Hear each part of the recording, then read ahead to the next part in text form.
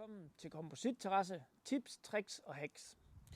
Her der vil jeg lige vise, hvordan man monterer et tværgående bræt. Hvis vi ser her, så er det sat på med vores startklips fra begge sider af. Og de sidder per 40 cm. Når man laver sådan et dækbræt, så er der to måder, man kan lave det på.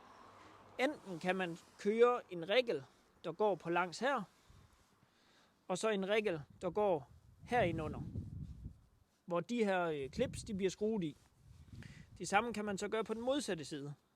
Så det vil sige, at der kommer 4 regler til at ligge en her, en her, en her og en her.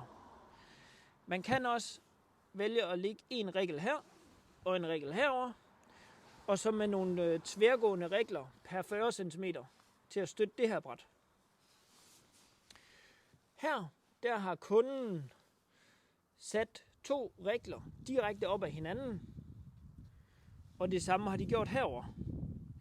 Det der er ulempen ved det er, at alt det vand, der kommer herfra, det ligger så hernede i revnen, og man kan se, at der er en masse skidt hernede, som ikke kan forsvinde.